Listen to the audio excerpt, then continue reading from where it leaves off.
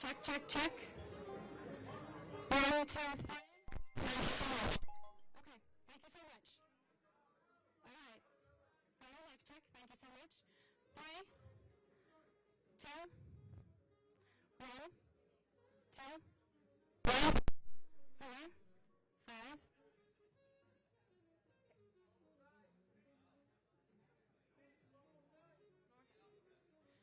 10, 9, 8, 7, 6, 5, 4, 3, 2, 1. Check, check.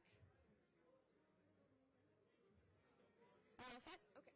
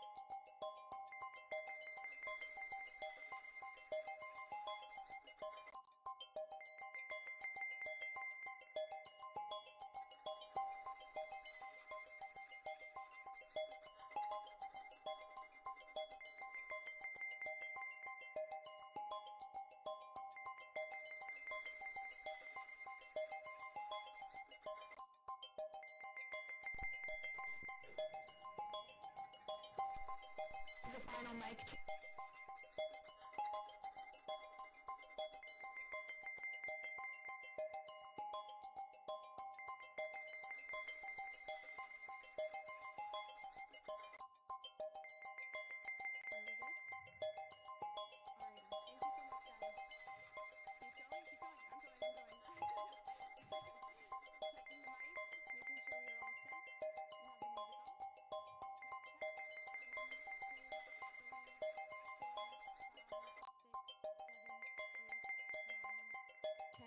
Eleven, 12, 13, 14, 15, 16, 17, 18, 19, 20. Okay, thank you so much.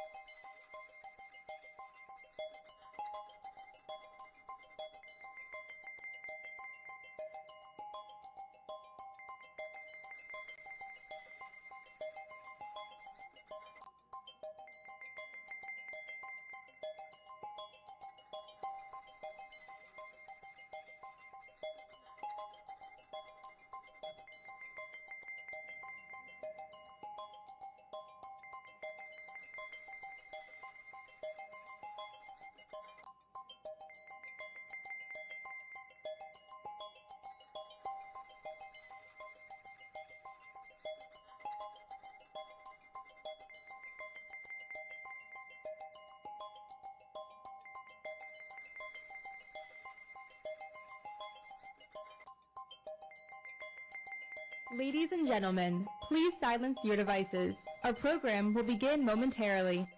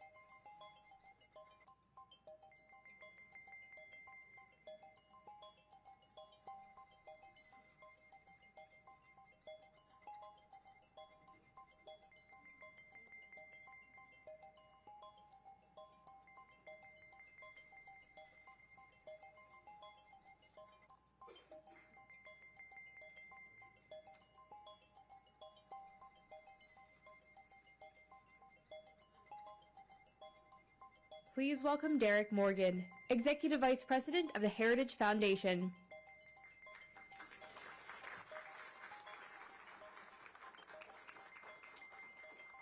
Thank you very much, and welcome everyone to the Heritage Foundation. We're delighted that you joined us today, and thank you for your patience as well as we undergo a historic event here. I have a few very brief words, and then I have the privilege of welcoming our distinguished guest, who will give remarks and then answer questions from the media.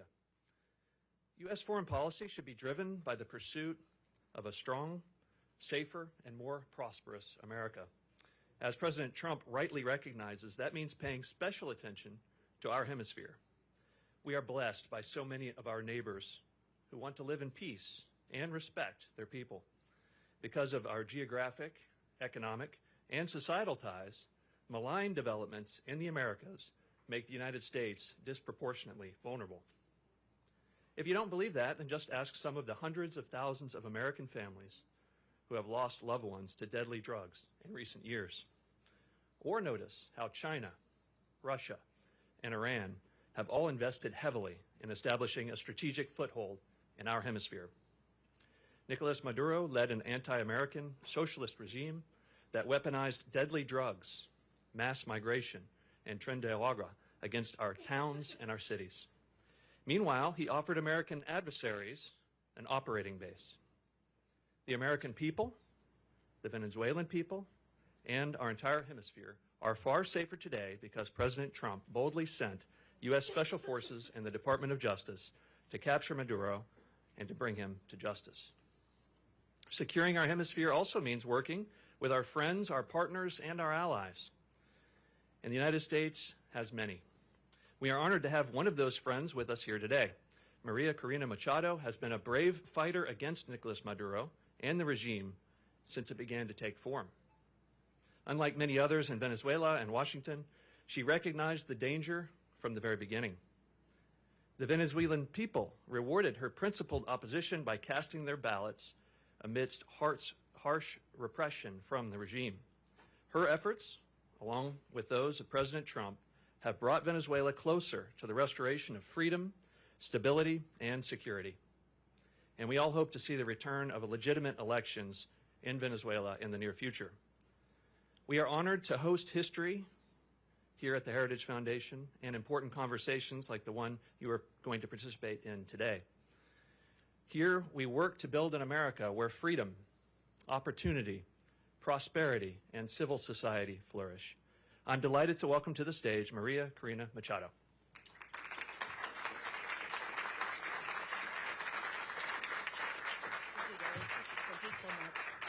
Thank you very much.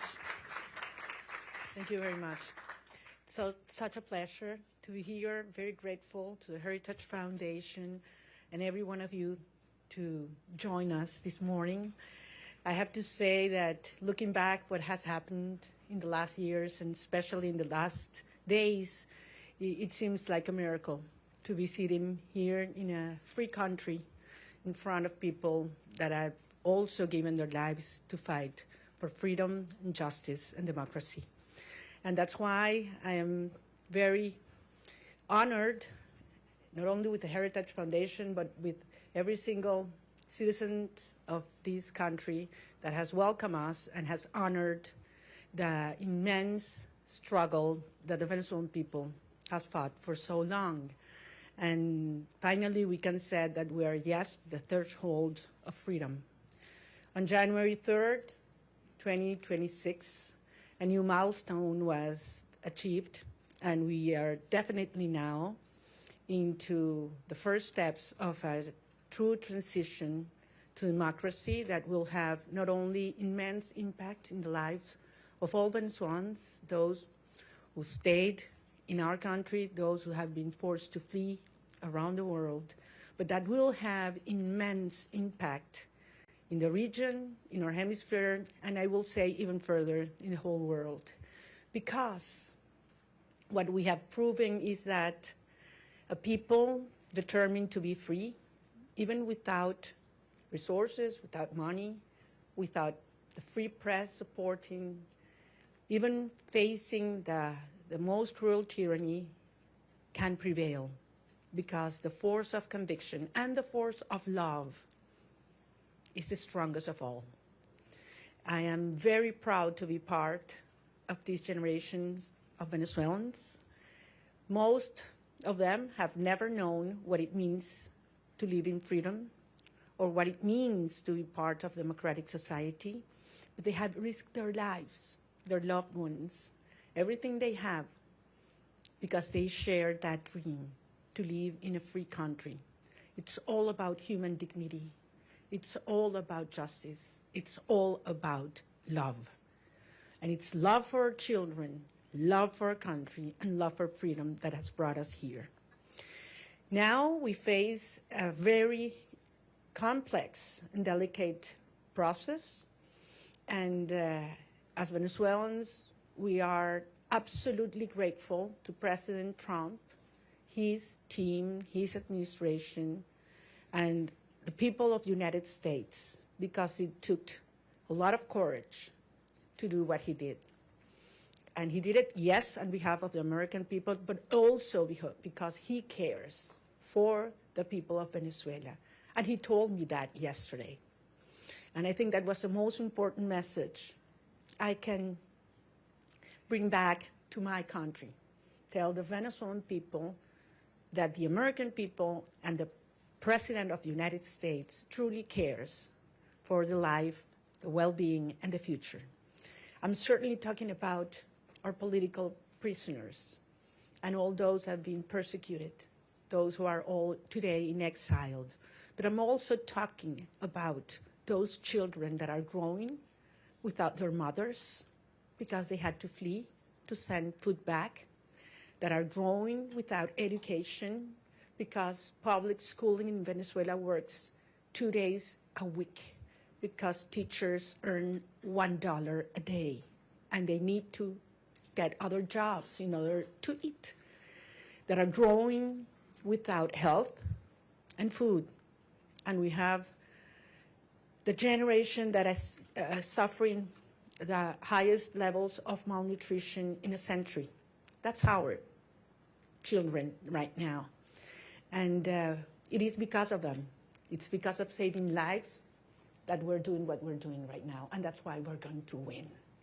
And the only thing I want to assure the Venezuelan people is that Venezuela is going to be free, and that's going to be achieved with the support of the people of the United States and the President, Donald Trump of the United States. So I'm very grateful to be here.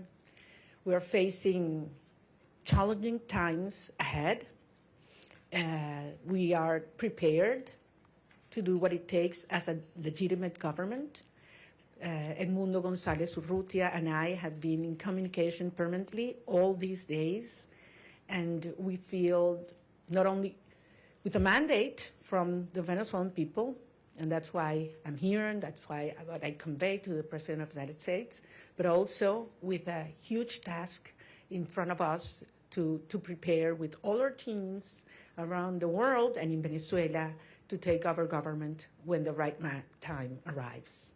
So thank you very much, and I'm more than willing to hear your questions now. So I believe there's a procedure that has been designed, so because we thought there might be some interest today. Thank you very much. It's an honor to have you, Ms. Machado. I'm going to start off with a question, and then we're going to open it up to the press. My question to you, Ms. Machado, is you know the Venezuelan people more than anyone, and that's apparent from the very you know the Venezuelan people more than anyone, and that's apparent from the very strong support that they've shown for you time and time again. I wonder if you could tell us a little bit about, I mean, as you know, your country has been destroyed by socialism, Cuba, Russia, and Iran looting your nation, your wealth. Do you see, and the primary victim of this has been the Venezuelan people, do you see a future in which, at all possible, where a free and fair election and return to democracy in Venezuela restores anything but a strong, staunched U.S. ally and a country that leaves behind the shackles of socialism? Well, thank you very much. Can you hear me? I'm like hearing like an echo here. Yeah? We hear you. It's fine? Okay. Well, I'm very glad, no, there's a problem with an echo, right? No, please. So comfortable sitting down. You want me to stand up? You prefer that I stand up? No?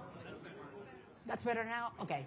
Look, I'm very glad we start with this issue because I understand that there are many concerns regarding the transition in Venezuela and compared to previous events in other parts of the world. And I always insist in the difference between what is Venezuela today compared to Middle East countries that went through change in governments or regimes. We're talking about a society that is perhaps the most cohesive in the region. I would dare to say even in the world. I ask you to think any other society in which 90% of the population wants the same. Not only that they reject the actual regime, but we want the same. There are not religious tensions within the Venezuelan society, or racial, or regional, or political, or social. I mean, there was one longing that brought Venezuelans together, and that was, we want our children back home. And it was that demand that I heard all around Venezuela in 2023, when we were moving forward to the primary process, that made me realize how powerful it was to unite a country, to tear down the barriers that the regime had built to divide us, you know, between rich and poor, black and white, left and right, military and civilians. And we brought a country back together. That's why I always said, you know what, Maduro's going to go. We're going to get rid of him one day or the other. What's important is the country that's coming afterwards. And it's a country based on shared values. We want to live with dignity. We want to live with the result of our work, our effort, a society based in merit, and not if you know the chavista who is in certain place at certain time. Women do not want handouts. They don't want to live in give their children a box of food that has a high cost, because then you have to lower your head and repeat what the regime wants you to say or dress as they expect you to dress. They want to live with their job well done. That's dignity. And that's what Venezuela deserves and wants today. And that's what we represent. So, of course, the result of this hard process will be a society based on these values. A society that is profoundly pro-America. And I want to insist on this. Delcy Rodriguez, yes, she's a communist. She's the main ally and representation of the Russian regime, the Chinese and the Iranians. But that's not the Venezuelan people, and that's not the armed forces as well. So I am profoundly, profoundly confident that we will have an orderly transition. This is a complex phase we are right now.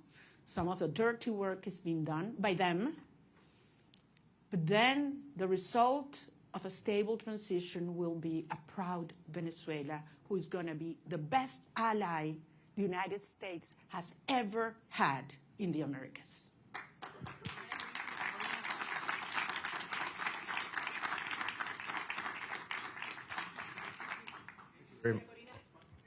We're going to have a person come up and. Sorry for that. I'm gonna leave. Thank you very much. Hi, thank you very much for coming. I realize there's a lot of interest. We're going to try to get to every question. I'm going to go through a list. There's outlets that have more than one reporter accredited, so I would like to please ask you to raise your hand so we can get one of our kind staff to bring the microphone to you as I call you out. Julio Vaqueiro from Telemundo, please. Hola, Julio. Hola, María Corina. Qué gusto verte aquí en Washington, D.C. El presidente Donald Trump, su gobierno, está hablando y trabajando con Delcy Rodríguez, así lo han dicho ellos. Usted le dio el Premio Nobel de la Paz al presidente Trump en su encuentro ayer. ¿Qué le dio el presidente a usted? ¿Un reconocimiento de su legitimidad como opositora con el mandato de encabezar esta transición en Venezuela? Gracias, Julio. Yo no vine a buscar nada para mí. Vengo aquí en representación del pueblo de Venezuela, que eligió a Edmundo González Urrutia como presidente electo. ¿Perdón? ¿A que lo baje? Ah, los teléfonos, ok. Entonces, repito, yo vine en representación del pueblo de Venezuela, que nos dio un mandato. Primero el 22 de octubre del 2023. Ay, no. Ya va, chicos, un minuto. Vamos a ¿se escucha bien o no? Ya, vamos a cambiarlo.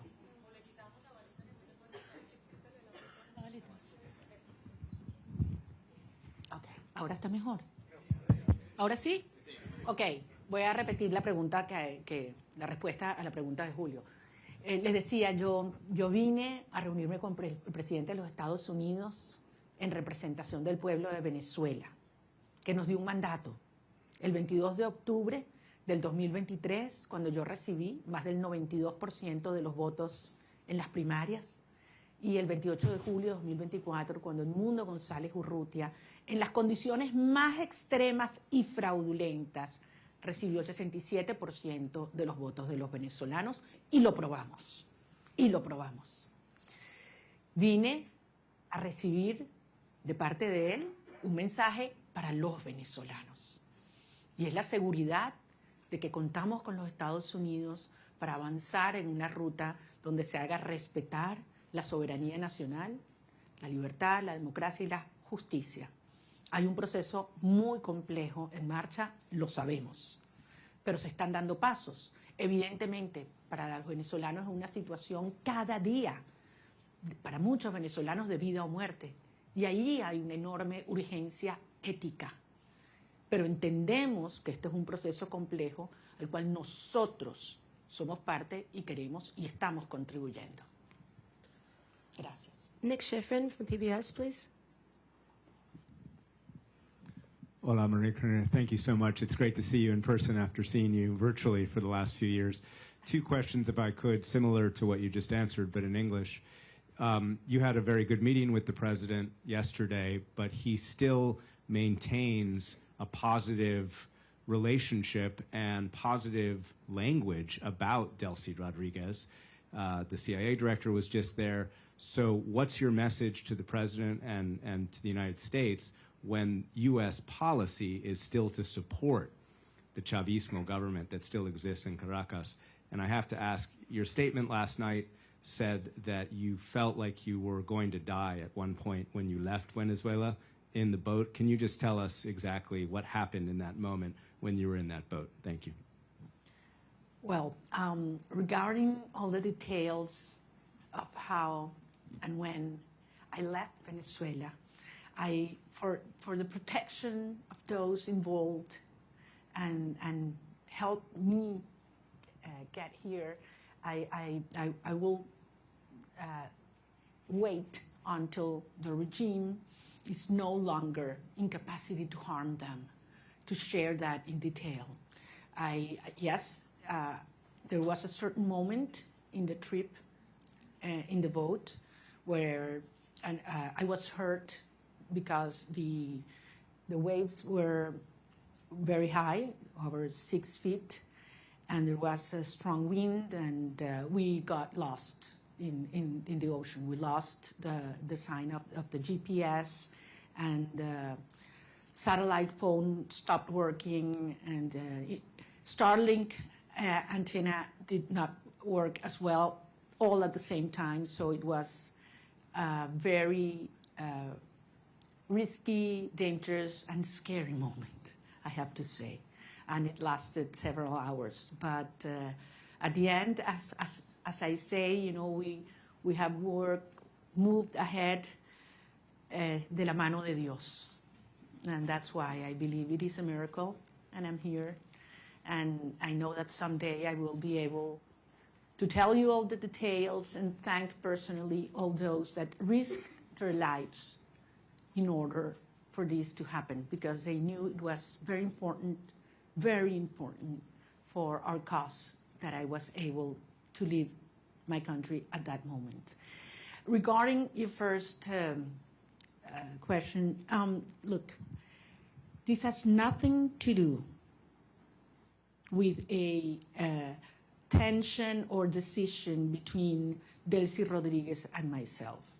This is about the cartel and justice. This is about a criminal structure that is the regime and the mandate of the Venezuelan people. That's what's at stake at this moment. I'm just one member of a huge movement of millions of Venezuelans that have decided and are committed to be free. And I have no doubt that President Trump, his administration, and the people of the United States support democracy, justice, freedom, and the mandate of the people of Venezuela. I have absolutely no doubt, not only because it's in the well-being of Venezuelan people, but as I say, because it's crucial for the American people. The United States today is a safer nation after January 3rd.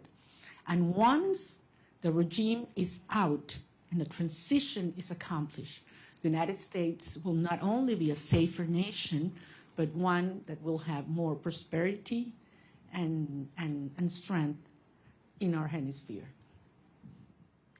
Can we get Eric Martin from Bloomberg, please?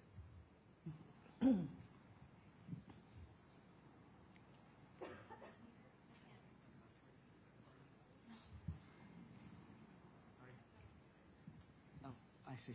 Sorry. Thank you.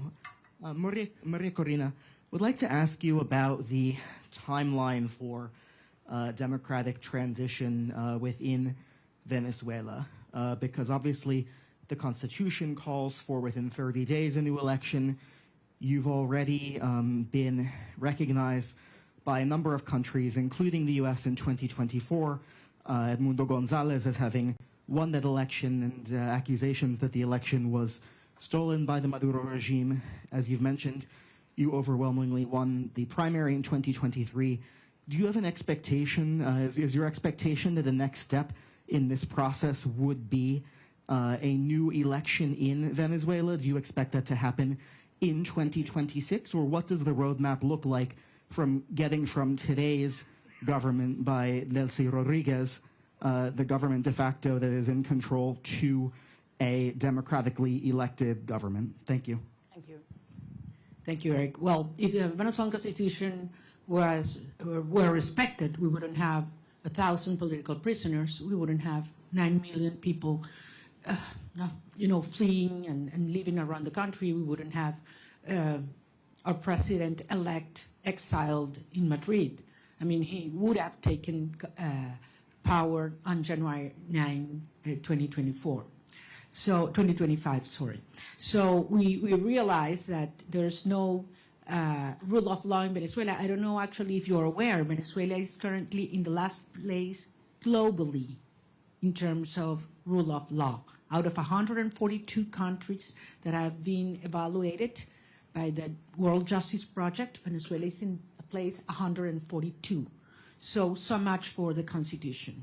At the end, it is a matter of strength, and that was what made this process, started on January 3rd, happened. I mean, that was the main difference. They realized, the regime realized that they are facing the strength of the people organized, but mostly, in this last phase, the strength of the democratic allies that are concerned about the structure of the regime, of the criminal regime in Venezuela. So this is a process that has several phases. We are in one that it's complex, as I said, in which the regime is forced to dismantle themselves some of the structures that have been maintaining them in power, starting with the repression system. That requires not only that all political prisoners are liberated, but that they are free. The fact that you are not in a prison doesn't mean that you are free. In Venezuela, they have left the jails, but they cannot speak to the press. They cannot leave the country, and they are still terrified. All torture centers have to be closed, and certainly there have to be guarantees for journalists to speak out, and those who have left the country to come back and organize and make the will of the people be respected. Eric, believe me, I understand the urgency. I have been speaking with the families, not only of those that have been freed or liberated these last hours, but especially with those that have not, and that they don't know where their loved ones are right now. They have simply disappeared. I'm talking about hundreds of people.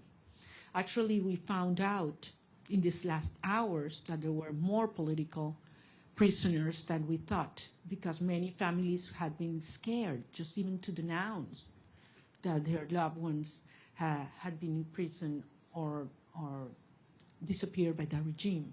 So some of those that have been liberated were not even registered by us. So, and this is still in place. I mean, there is a criminal structure of terror not only on the civilian population, but also in the military.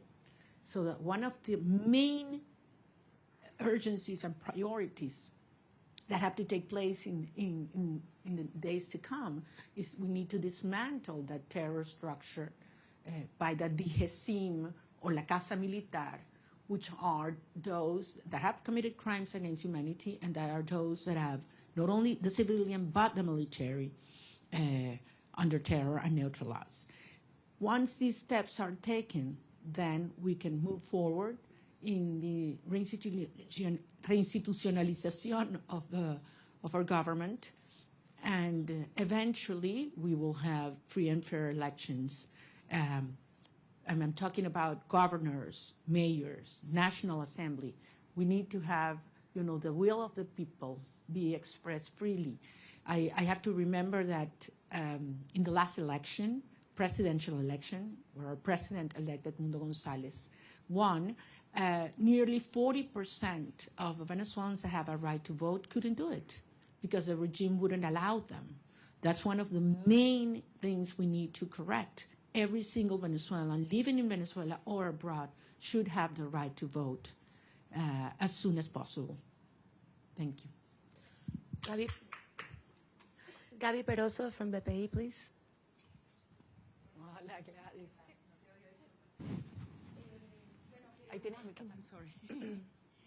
Gracias. Quería que nos dijeras lo que se pueda revelar de la reunión con el presidente Donald Trump, por ejemplo, la importancia del reconocimiento al presidente electo Edmundo González, un cronograma electoral, eso se habló, hay posibilidades ciertas de esas dos cosas. Y en segundo lugar, una pregunta que se hacen los venezolanos, tu retorno a Venezuela, saliste con condiciones distintas, ahora Estados Unidos también está involucrado en eso. También se habló de eso con el presidente Donald Trump, la conveniencia que vuelvas o no, y para poner lapsos a Carnaval, Semana Santa, ¿cómo lo podemos medir? Porque los venezolanos se lo preguntan. Gracias. Gracias, Gladys, te entiendo, porque como lo dije antes en inglés, para nosotros es un tema de vida o muerte. Miles de venezolanos cada día que pasa. Es una tortura, es una tragedia y es un tema de la urgencia ética asociada a poder realmente iniciar un proceso de reconstrucción del país y que regresen los venezolanos que se han ido. Como ustedes comprenderán, los detalles de la conversación con el presidente no lo voy a hacer público, es parte, por eso fue una conversación privada y yo soy rigurosamente respetuosa de los términos de cada conversación. Sí, porque esto depende de lo que yo dije y que además lo he dicho públicamente, voy a decirles que por supuesto que insistí en mi deseo de regresar a Venezuela lo antes posible. Y lo voy a hacer. Voy a regresar a Venezuela lo antes posible. Y evidentemente fue un tema que discutimos y todo lo que ello implica. Pero no soy solo yo. Son millones de venezolanos, otros compañeros, líderes políticos de otros partidos que también quieren hacerlo. Incluso ayer algunos senadores hablaban de ir a Venezuela, lo dijeron públicamente y lo declararon. Y les bueno, quizás hasta podemos ir juntos. Es decir, yo creo que hay mucha gente en el mundo preparándose para ir a Venezuela porque sabemos que este es un proceso irreversible. Puede tomar un día más, puede tomar un día menos. Puede haber alguna fase que no nos la habíamos previsto o que no nos gusta. Eso es verdad. Es un proceso tremendamente complejo, desmontando una estructura que tiene 27 años en el poder, destruyendo todo, aliados con los rusos, con el régimen iraní, entregando nuestras riquezas a China, ofreciendo el territorio venezolano para que opere Hezbollah, Hamas, los carteles de la droga, la guerrilla colombiana. Todo ha entrado, persiguiendo a la sociedad, acabando con nuestras instituciones. Y no pudieron. Tenido toda la plata del mundo. Por aquí tenía yo la cifra de lo que fue, lo que le ha entregado el régimen chavista desde el 99 hasta este año en petróleo venezolano regalado a Cuba. Estamos hablando cerca de 5 billones de barriles de petróleo. Es una cifra monumental, regalada. Entonces a mí no me vengan a decir que quién se está agarrando el petróleo en Venezuela en este momento.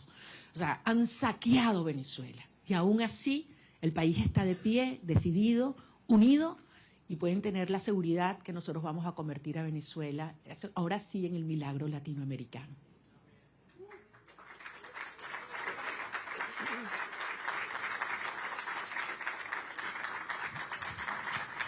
So this was stated until, this was supposed to last until noon. It is now noon, but if everyone's game to stay, we stay.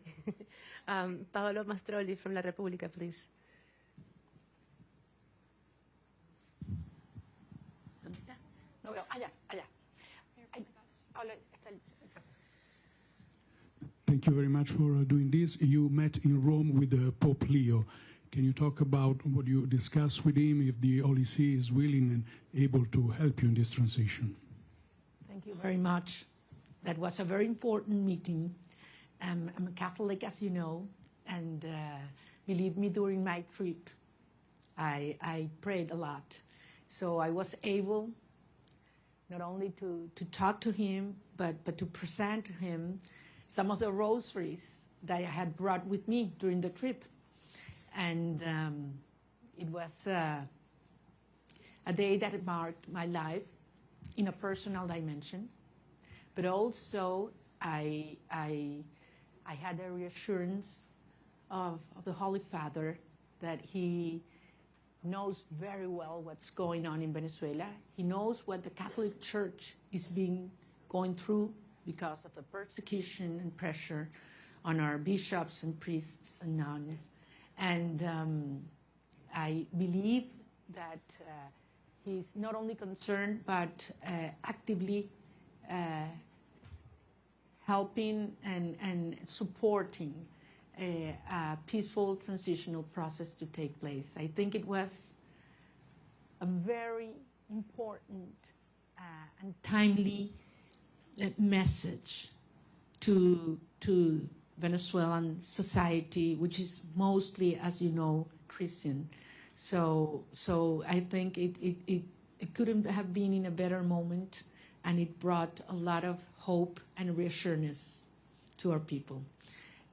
Thank you. David Alandete from Diario ABC, please. Aquí está David.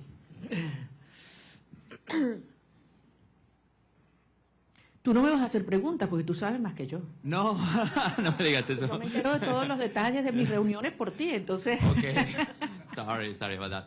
No, te pregunto en español. Dale, David. Okay. Muchas gracias. Quería hacerte dos preguntas y muchísimas gracias por hacer esto. Es genial poder vernos, que no sea virtualmente. Estaba interesado en cómo... Se ha escrito mucho, se ha dicho mucho sobre cómo fue la visita, los términos. Sin revelar nada interno, ¿cómo te sentiste tratada y recibida? Porque creo que ese ha sido un punto muy importante en la cobertura de la visita. Y el segundo, ¿qué le dirías a la comunidad internacional después de haber sido recibida en la Casa Blanca? Me refiero a la Unión Europea, a otros países que han estado antes en mediación, pero no lo están ahora después de la operación del 3 de enero. Gracias. Muchísimas gracias, David. En primer lugar, nuevamente lo voy a repetir. Yo no estaba allí como un individuo, yo estoy allí en representación del pueblo de Venezuela. Nosotros representamos al pueblo de Venezuela. Ganamos apabullantemente, no una, 2 elecciones. Y el mundo entero lo sabe. Estamos allí en representación de un pueblo que ha dado su vida para vivir en libertad. Y que no vamos a descansar hasta lograrlo. O sea, Venezuela va a ser libre, que nadie lo dude. Y esto va a ocurrir gracias al apoyo que hemos recibido del presidente Donald Trump. Y así lo digo con todas sus letras, y así lo dije ayer en el Senado, en frente de senadores de ambos partidos a quienes les agradezco profundamente su presencia, porque si hay algo que ha unido al pueblo de los Estados Unidos es la causa por la libertad de Venezuela. Y así queremos que siga siendo, porque el pueblo de Estados Unidos entiende cómo la libertad de Venezuela afecta a todo el hemisferio. indiscutiblemente para los venezolanos es un tema existencial, pero es un tema prioritario. Yo sentí un enorme respeto hacia el pueblo de Venezuela ayer, cuando entramos a la oficina oval. Y no sé cuánto iba a durar la reunión, pero la verdad es que sentí que pasaba el tiempo, podíamos conversar de todos los temas con absoluta honestidad, crudeza. Bueno, ustedes me conocen como yo soy, yo digo lo que siento, lo que pienso y con mucho respeto, sin lugar a dudas. Estoy nada más y nada menos que en la oficina del presidente de los Estados Unidos, frente al presidente de los Estados Unidos, pero consciente de la responsabilidad de este momento único. Y salí de allí y se lo decía anoche en una entrevista que grabé con Rachel Campos, le decía, me impactó la preocupación que él me transmitía sobre la situación de los venezolanos hoy. Cómo están los niños, cómo están los jóvenes, cómo están los ancianos, cómo está el sistema de salud, cómo está el sistema de educación, cómo están las familias, qué planes tenemos. O sea, yo creo que quizás públicamente se da a conocer más las preocupaciones por temas económicos, energéticos, etcétera, pero yo ahí pude tener una conversación con un ser humano que le duele lo que están viviendo los venezolanos, que le preocupa y que está genuinamente comprometido con su bienestar.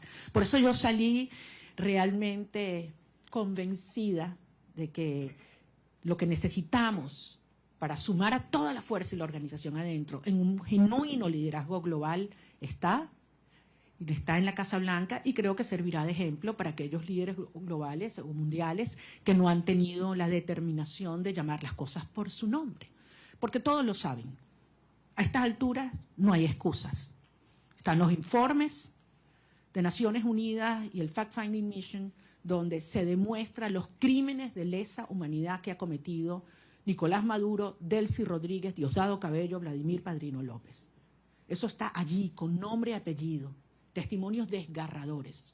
Entonces no hay excusa para ignorar el terrorismo de Estado como ha calificado la Comisión Interamericana de Derechos Humanos. Más allá de todos los crímenes de corrupción, narcotráfico, tráfico de seres humanos, de armas, todo lo que sabemos que sigue ocurriendo en Venezuela. Es que yo salí emocionada y con una gran responsabilidad, desde luego, para los tiempos por venir. Maxine Wallace, Washington Post, please.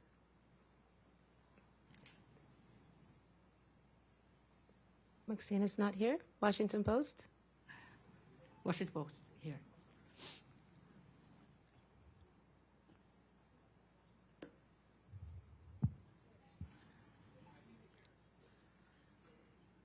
No Washington Post? Okay. Then let's go with Carla Angola, please. She's right next to you. Thank you. I can hold it. Okay, perdón. ¿Cómo estás, María Corina?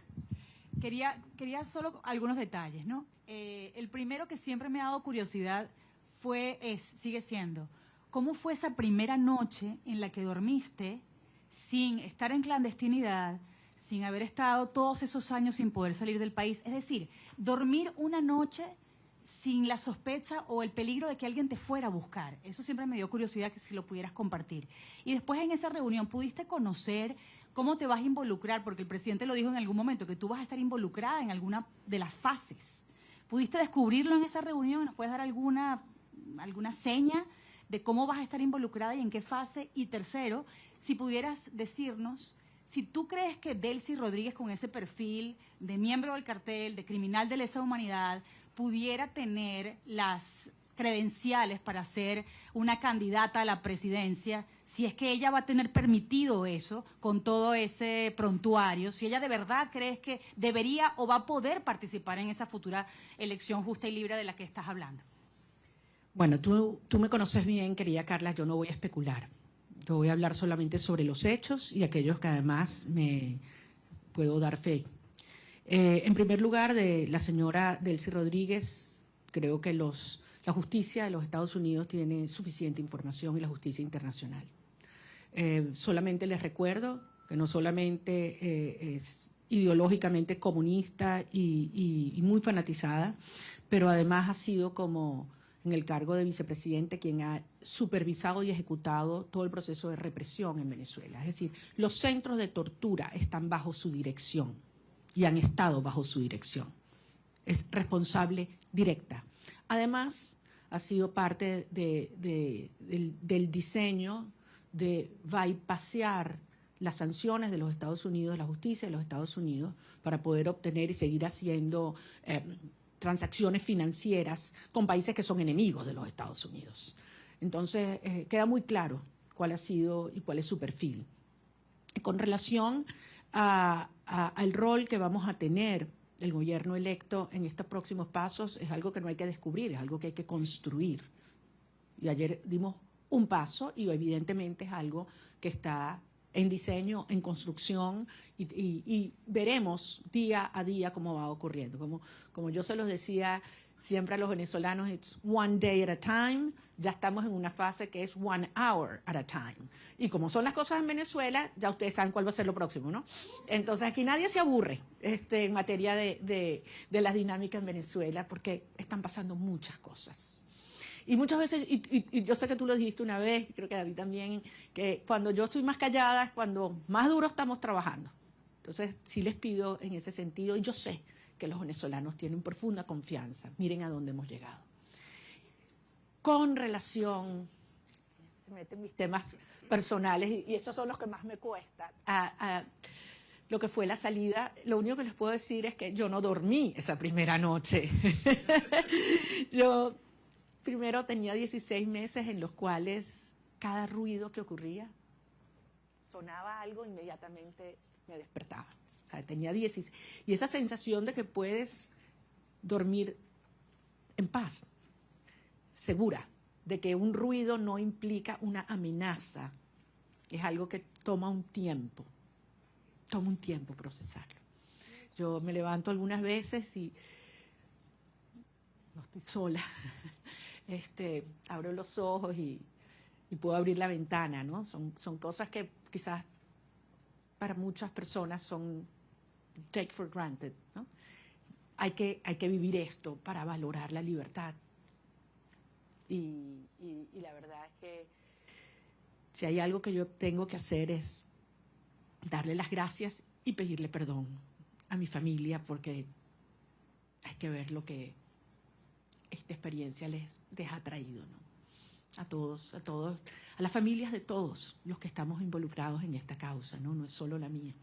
Yo hablaba ayer con la madre de un muchacho que liberaron y la verdad es que es admirable. Y cuando he hablado con cada uno de los presos liberados, es tanta la admiración, porque los que me dicen es, lo volvería a hacer, María Corina. Antes de saludarme, lo primero que me dicen, quiero que sepas, lo volvería a hacer. Y después, te adoro, te quiero, no sé cuánto me muero por verte. Pero lo primero es, quiero que sepas, lo volvería a hacer. Yes. Can we get Vera from the Wall Street Journal, please? Vera's not here. Wall Street Journal? Okay, then we go with Ilia Calderón from Univision.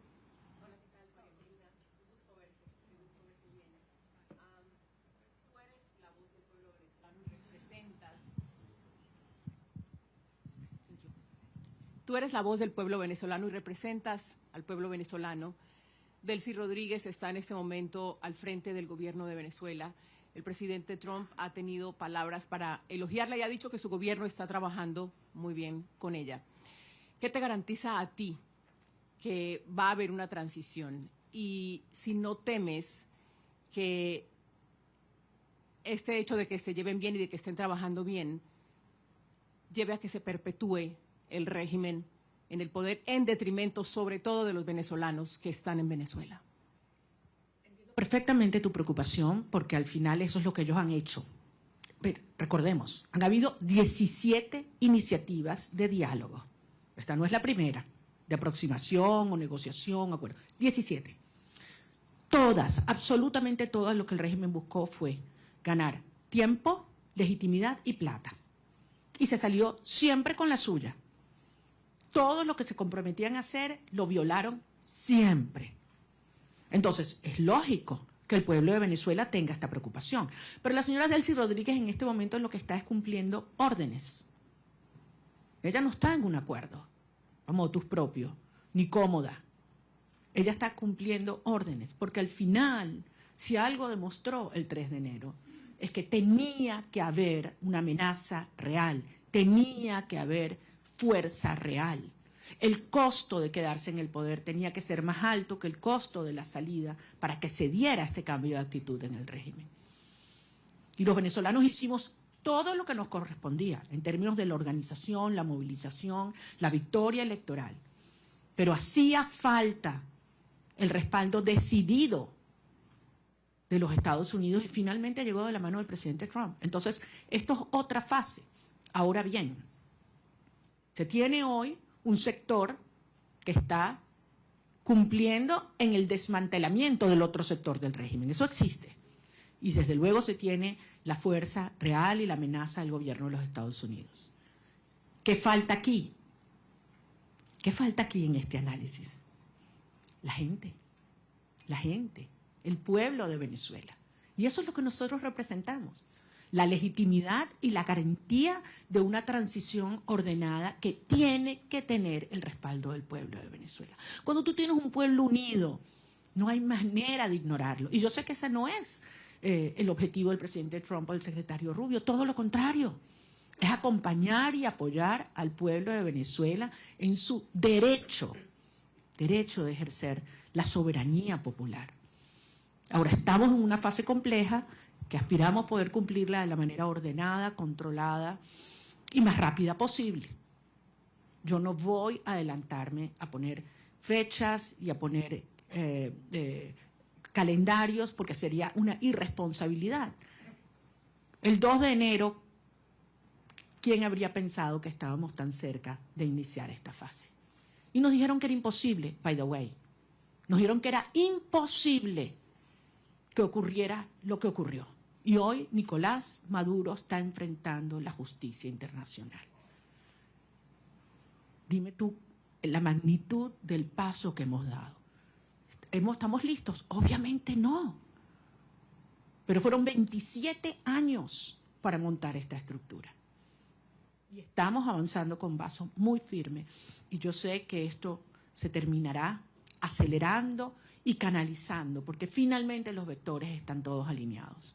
Falta, sí, como decía David, que algunos otros países alrededor del mundo, con firmeza y valentía, reconozcan que se está haciendo lo correcto y que lo acompañen.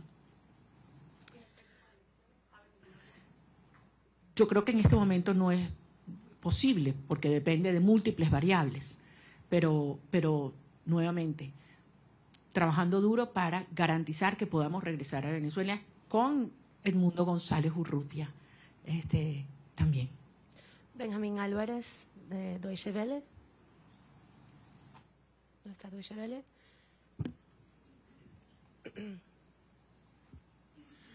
Muchas gracias. Una pregunta refiriéndome a lo que acaba de mencionar de que Delcy Rodríguez está recibiendo órdenes y no está cooperando con la administración Trump. ¿Cómo ve esta reunión de 2 horas que sostuvo Delcy Rodríguez con el presidente de la CIA el día de ayer? ¿Y no le preocupa esta cooperación tan cercana que está buscando la administración de Trump con ella y con la gente cercana al régimen? Yo no quiero especular, no conozco los detalles. Ahora, si los Estados Unidos obtienen la información que necesita por parte de esta señora, yo creo que ese es el tipo de cooperación que nosotros esperamos, sin duda, y nos conviene, sin duda. Yo entiendo que para muchas personas esta es una situación difícil de entender. Para muchos venezolanos quisiéramos que esto evolucionara probablemente de una manera más rápida y trabajaremos para que así sea. Pero desde luego, pocas personas tienen tanta información sobre la estructura criminal de la tiranía como quien fue parte de su diseño. Así que sin duda tiene información que le debe ser de altísimo valor al director de la CIA. We're going to take a couple of questions in English. Eric from Política, are you here? Please.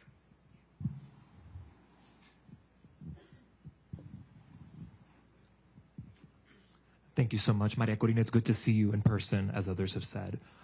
Today, Venezuela accepted its first deportation flights since the operation on January 3rd. It followed a month of pauses. There's been some worry that Rodriguez could use migration cooperation with the United States as a way to fray pressure to go towards elections or to dismantle criminal networks in the country. Do you share those concerns that she could use an issue that is very central to this administration's foreign policy? Thank you very much. We all know how this regime weaponized migration against several countries, not only the United States. And migration in Venezuela was designed by the regime. Wasn't, just spontaneously happened. It was designed by them. And certainly they've tried to use our people as that trade bargain, in trade to which is very, very painful. But I think everybody knows that the only way that we can have people on their own means, and talking hundreds of thousands coming back, is given the Venezuelan people the hope, the certainty that we will have a democratic future and security in our country. It's not a matter of having all economic problems solved. People are willing to go back to be part of the solution. But if they have, hope that we will have a freedom and democracy in the future. So I think it is clearly in the best interest of the United States and those that are concerned about migration to have a transition take place as soon as possible, because you will see millions coming back home. I have several accredited journalists from the AP. I don't know who wants to take the question. Josh Goodman from Associated Press. Hi, Maria Corina. Thank you. Lots of questions still about the meeting yesterday with President Trump. I just have three specific ones. Did you urge him to seek the arrest of Diosdado Cabello? Did you urge him not to meet with Delcy Rodriguez, as he's indicated he would? And did you urge him to not allow Delcy Rodriguez to reopen the Venezuelan embassy in Washington? Those are three specifics. Want to know what your position on those are. Thanks. Well, I think I don't need to urge the president of specific things. I think it's very clear what has to be done right now. We exchange views about the implications of several actions. And I just want to tell you that I was very impressed of the degree of information he has, how closely he follows the situation in Venezuela, and how much he's concerned about the well-being of our people. Certainly, we did talk about the political prisoners and their families, and the importance to stop repression from the root in Venezuela right now, because you cannot talk of a transition, even in its first steps, if there's still repression in our nation. The Daily Signal.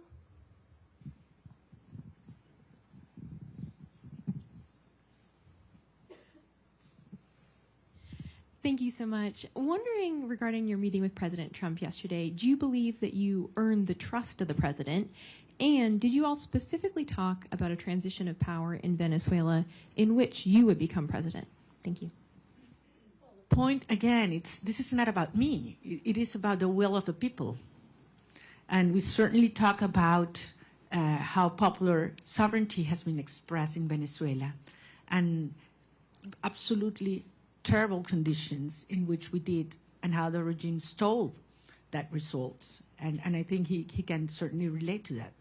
So I believe that the point here is Venezuela has decided as a nation to be united first, to unite back again, and to fight for a right to be free.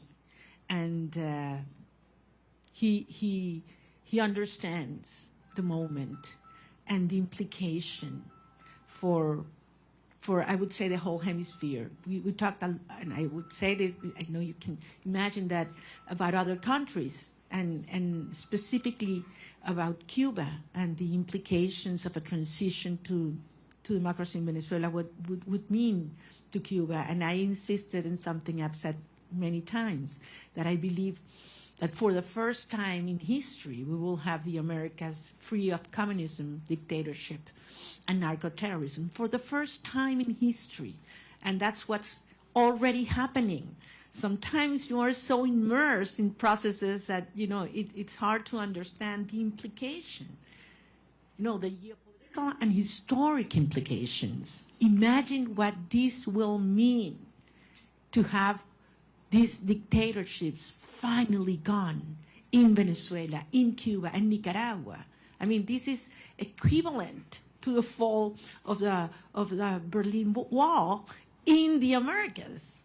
So this is huge from a historic perspective, and this is happening as we speak. Torao Kono, NHK, Japan. No? Japan media? Okay, can we get Mr. Rosen from Newsmax? Also not here. Okay. Jesus Lapatilla, please.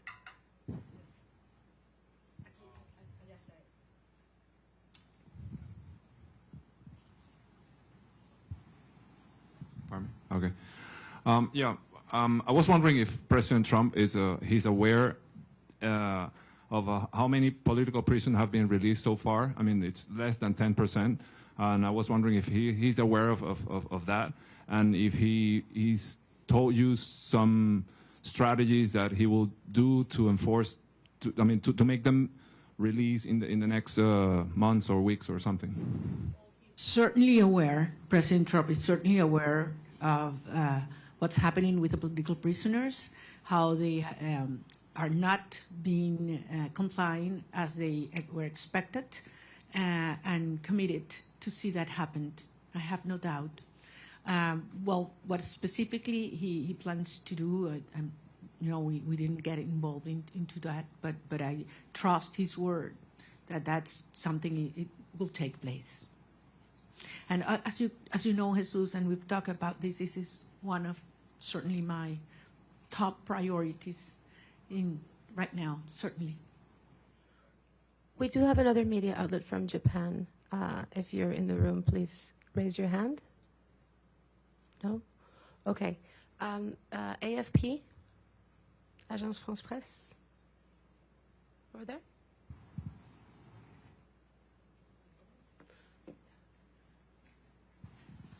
Sí, gracias. Gracias por la rueda de prensa. Señora Machado, quisiera saber, usted dice que es un proceso complejo. ¿Cuál es la primera prioridad? Ahora que salga de Washington, ¿qué es lo primero que quiere negociar o ver de parte del gobierno de Estados Unidos?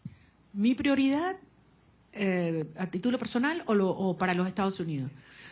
Bueno, en términos de esta fase hay que terminar de desmontar la represión. Insisto, no es solamente que una persona pueda salir de la cárcel, es que sea libre y que se detenga la puerta, lo que se llama la puerta giratoria en Venezuela.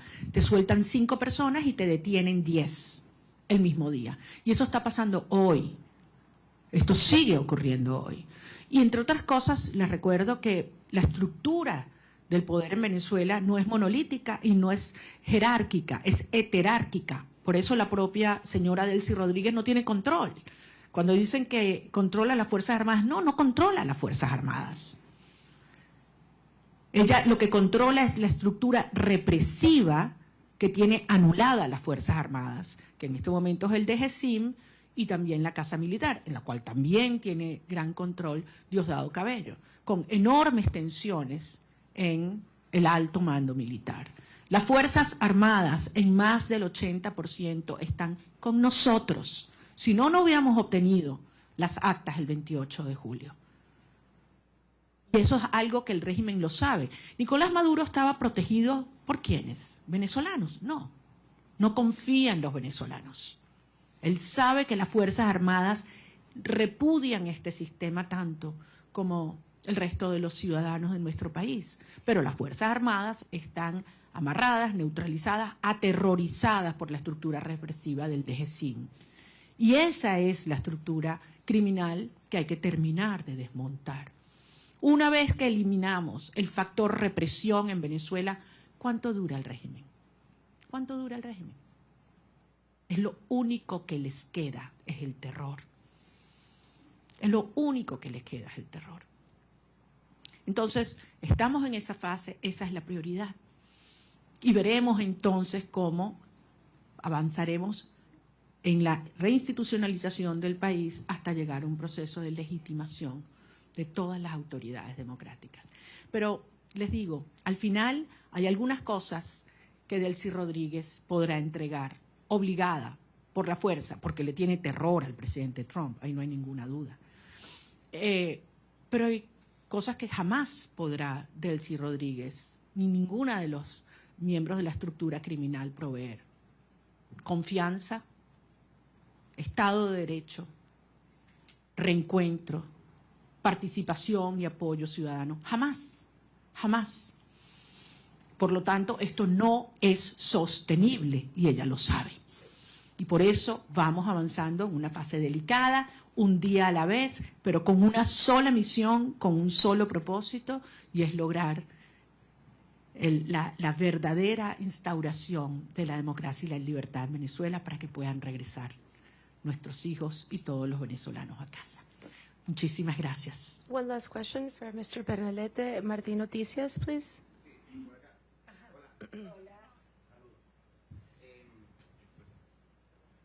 María Corina, gracias por la oportunidad, gracias a todo el equipo. Conversación que tenga prevista con el secretario Marco Rubio en virtud de recapitular un poco la orientación diplomática entre Venezuela y el gobierno de Estados Unidos, y hay alguna aclaratoria con los términos de cooperación energética entre Estados Unidos, dado que el secretario del Departamento de Energía dijo que hasta 2 años podría ser el control del petróleo en Venezuela. Bueno, nuevamente, las cosas en Venezuela se están moviendo rápidamente. Es evidente que mientras esté el régimen en el poder, no hay confianza para ninguna persona, para ninguna institución, para ninguna empresa, y por lo tanto existe este nivel de supervisión sobre los ingresos petroleros. Pero la transición en Venezuela, y como mismo dijo el secretario de Estado, las fases se solapan y esto puede acelerarse enormemente. Yo voy a tener varias reuniones en Washington y en otras ciudades sobre las cuales en su momento informaré, prefiero no hacerlo desde ahora. Yo sé que ustedes entienden, por respeto a las agendas y a los acuerdos con mis interlocutores. Pero en todo caso, quiero darles las gracias. Créanme que es toda una experiencia interactuar con periodistas que pueden libremente decir lo que piensan, hacer las preguntas que les salen del alma y no las que les imponen, y poderlos ver a la cara con un backing que no sea blanco. Y con el orgullo de decirles que lo que viene es enorme y que así como Venezuela hace 200 años fue el foco de la lucha por la libertad y la liberación de nuestra región, una vez más el futuro de la región de América Latina se está luchando en el suelo venezolano, y yo voy a regresar lo antes posible. Espero que muchos de ustedes puedan hacerlo conmigo también. Muchas gracias. Gracias.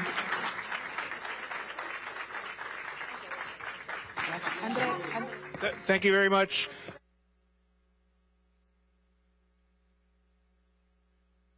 To file out, and then we'll all orderly come out the back. But thank you very much. Let's welcome or thank Ms. Machado for her time. What's that?